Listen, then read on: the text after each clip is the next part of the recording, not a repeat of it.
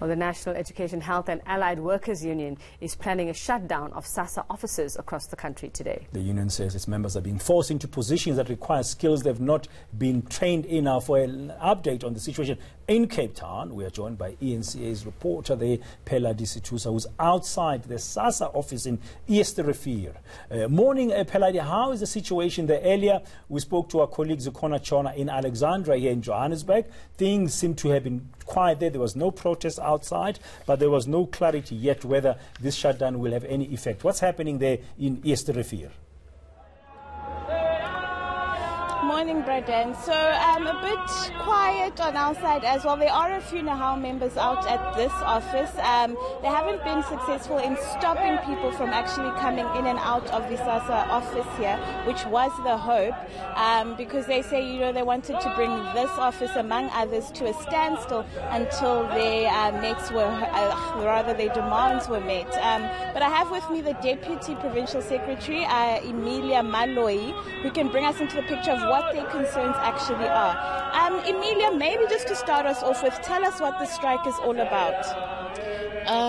Good morning. The strike that we are having today, it's around the migration of Sassa to the new system, the biometric system. So we are deadlocking on this translation that they are busy with. Because formerly we were using the 4-step, now they are using the 2-step. And this was implemented by the employer unilaterally without consulting with us as the union.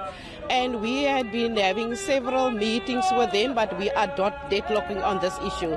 And this biometric system that they are using, it is opening up, it's actually disadvantaging our beneficiaries, the Sassa beneficiaries, and also it is disadvantaging our employees that is working for Sassa. Because when I'm saying it is disadvantaging the employees, it is opening them up in this 2-step, because we are now migrating, they are migrating from the 4-step to the 2-step, and it's making a gap, opening them up for corruption and for fraud.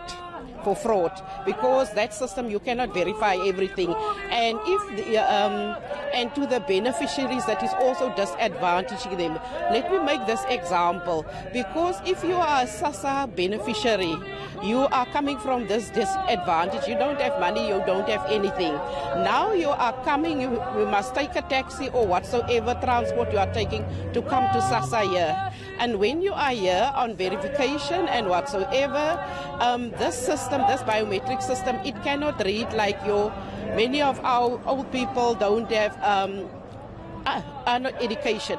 Now they cannot identify when you are using your thumb to sign. So now there's problems with your ID, or you don't have one. So we will send you then back to Home Affairs, and then coming from there with a verification.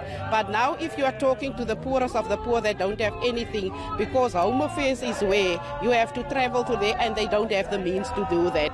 So that is why we are saying put this biometric system on hold for some time, but the employer implemented it unilaterally, they are using it, and that is our dispute about the strike that is here today. Emilia, has it stopped any beneficiaries from actually accessing their grants? Sorry? Has it stopped any beneficiaries from accessing their grants since its implementation? No, not yet, because they were not actually stopped them from getting their grant. But the thing is, corruption is there, and fraudulent claims is there. That is why on this verification. And it is actually more opening up then for the employees also to misuse the system.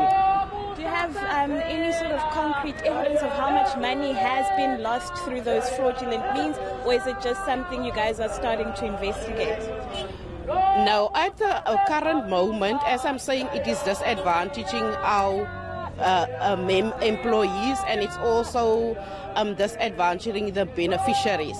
Now, what we are also as a union observed now, because we are busy with this migration from the Sassa to the post office. So what we have also observed in some of our other provinces also, there was a truck going around with auto bank on, a mobile one, a mobile auto bank where beneficiaries could actually draw money.